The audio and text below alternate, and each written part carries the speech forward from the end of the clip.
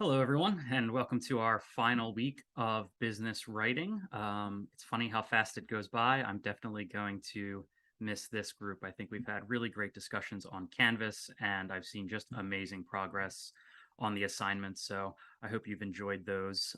As a quick plug, do check out your email for the course evaluations. Like I said on there, sometimes it feels like they go into nowhere and nobody listens. But as someone who's at the beginning of his career, I will certainly be looking at those and thinking about how I can tweak my pedagogy, my teaching moving forward. This week, I just wanted to cover a couple of business documents, personal business documents for you to have as you start to think about joining the workforce. I wouldn't want you to leave this course without a resume and a cover letter, both of which are sort of living documents. So it's not like you'll create one here and that'll be it. But I'll explain that in just a moment. So with that, let's get into resume writing. I have a PowerPoint prepared. And what resume writing entails. I want to teach you this or just kind of go over it for two reasons. First, I do want you to be a responsible producer of a resume. It'll be part of your assignments this week. But I also want you to be a responsible consumer of resumes because probably at some point in the next 3 to 5 to 10 years, you'll be in a position where you have to review resumes that are submitted to your company and think about who's going to get hired. So I want you to also keep this stuff in the back of your mind for what other people are going through and thinking as they're going to be submitting resumes. In my view, the resume has 6 really important sections. The first section is the heading, and I'll go through what each of these mean in just a moment. The second is a sort of profile or description of who you are as an applicant. Next, you'll have your education or certifications, which sort of can be rolled into the profile.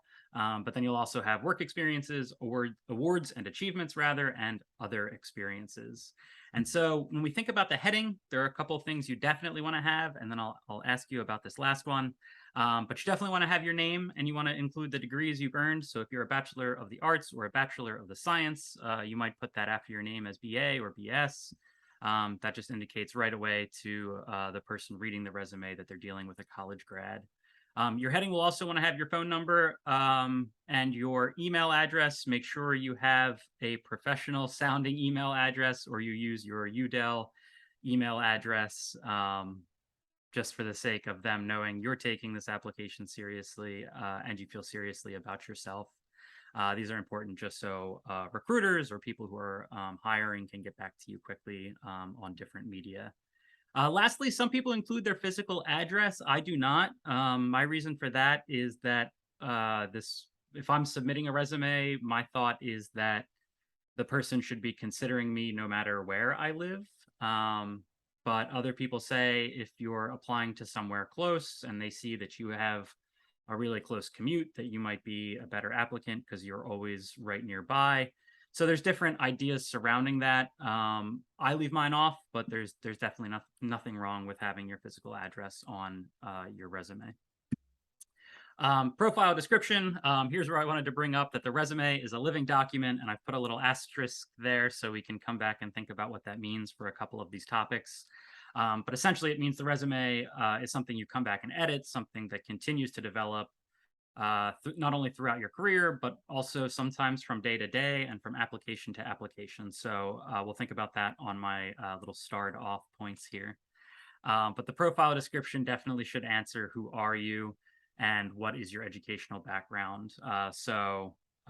Yeah, just to start off with, hey, this is my name and this is what I studied. I put here GPA as a question mark. A GPA can be a really positive thing in a job application, and it can also be a negative thing in a job application. So you might want to think about whether or not you include it.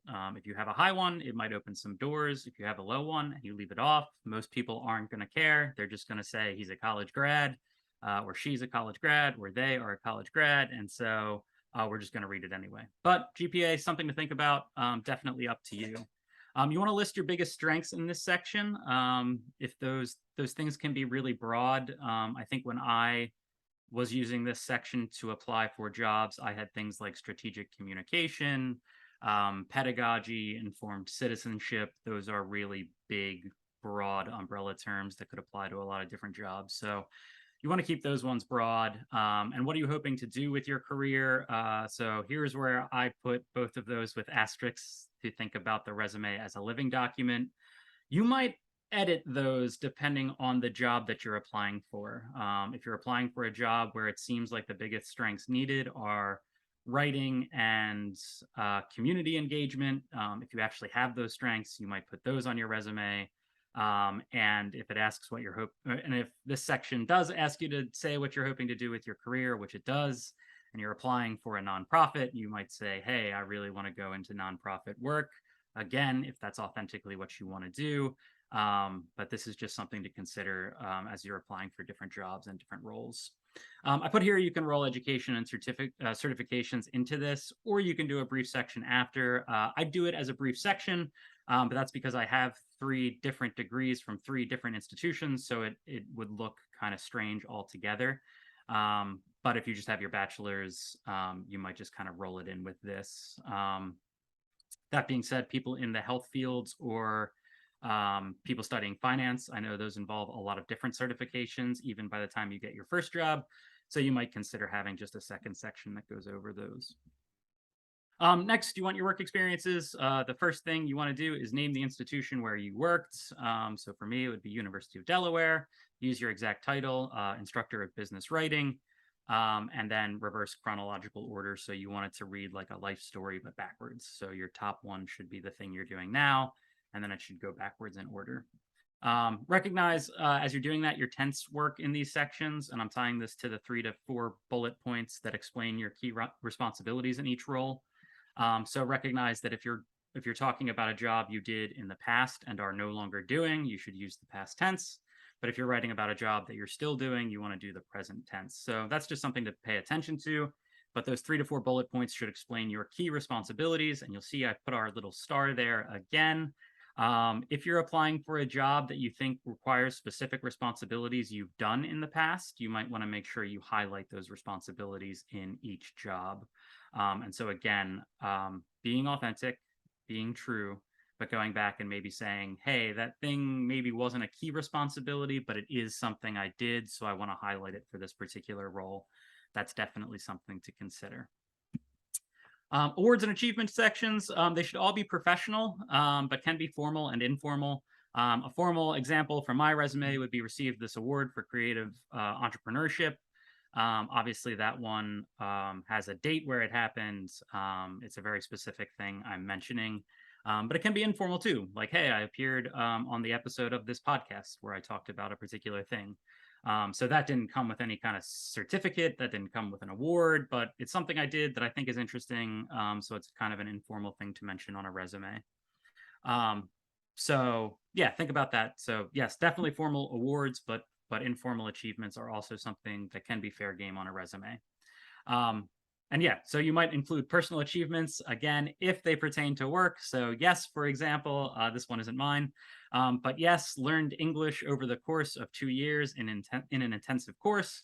That might be interesting for an employer to learn. A big no would be for perhaps have been ranked in the top 200 on Fortnite, unless you're applying to a game studio maybe or something like that, or quickest beer shotgunner in Delta Sigma Phi. Your future employer probably doesn't care very much about that kind of activity. Although, if you are in Greek life, maybe you could talk about any leadership roles you took up in those organizations. So it's all a delicate balance between what's formal, what's informal, what your employer would want to know. It all boils back to paying attention to the needs of your reader or your audience, as we've talked about a lot in this course. Your other experience, this section is optional. I only recently added it to my own resume. You might mention if you've studied abroad and how many times you've studied abroad and where you studied abroad. You can think about your volunteering experiences if you didn't put it under work, which it could go in either one. You can think about any fundraising you've done with an organization or been associated with generally. And you might consider clubs you've been in at school, again, that pertain to your academic career. Like I said, Greek life can pertain to it. If you did do something in leadership with that, maybe like badminton club wouldn't qualify, for example, but you can kind of figure it out yourself. But perhaps if you were captain on a sports team, maybe that shows leadership. So a lot of things to consider. Again, at the end of the day, maybe just think about that audience member. Who am I really writing for? And will they care about this? The sort of theory stuff under this that you probably should know, and maybe I should have brought up earlier in this course. But it gets back to page design and page layout, and these words, legibility, readability, and white space. Again, I think if we had a 15-week course, we might do a week on these topics, but in this course, I'll cover them here. Here's a good definition I found in an article I read by Natasha Jones, but she was citing somebody else, Wattsman. But readability is the ability to find what you need on the page. Legibility is being able to read it when you get there. So an example of thinking about readability, or two examples, is Flesh's model, Rudolf Flesh's model. In his model, the average number of words in a sentence and the average number of syllables in a word are related using a scale. The lower the two variables, the higher the readability of the document. So in his opinion, if you have shorter words, shorter sentences, that means better readability. This comes from a model in 1979, and this quote comes from the Plain Language website, the plainlanguage.gov that we've looked at. But at the end of the day, it kind of is like a dated way of looking at it. If we had a longer semester, again, we would work maybe with a couple softwares and figure out how readable your documents are in this sense. But like I said, it's kind of an older way of looking at it. But now we still do talk about the power of white space improves readability. And so on a slide like this, just having sort of empty room for you to kind of think about and not overwhelm you all at once is one way of improving the readability of the document. I want to briefly show you my current resume to think about white space a little bit more. So let me bring this up. I was actually looking at mine and noticed that it's not very good at using white space. So if you zoom out, you can kind of look at the white space you're giving yourself. I have some through here, but a lot of my descriptions up here take up the whole page. And so there could be the critique here that this is kind of a wall of text. I think I've told some of you about that in your own writing, that hey, things need to be kind of broken down in order for the reader to be able to approach it. So maybe I'm in violation a little bit of that right now. But I do use white space effectively to break out my sections. So you'll see big white space on either side of my section breaks. And these tell you like, hey, if I want to find other service, here it is. And then to make it legible, I've broken things down into bullet points, and none of my bullet points go over one line. So that was my attempt at legibility, and that's a strategy you can think about. The only other thing I wanted to point out quickly on this is I don't have a description or profile, and that is simply because I'm not currently looking for a job. I'm doing this, and I love this. So this is where I'm at. But if you are looking for a job, you definitely want to have that description and profile at the top.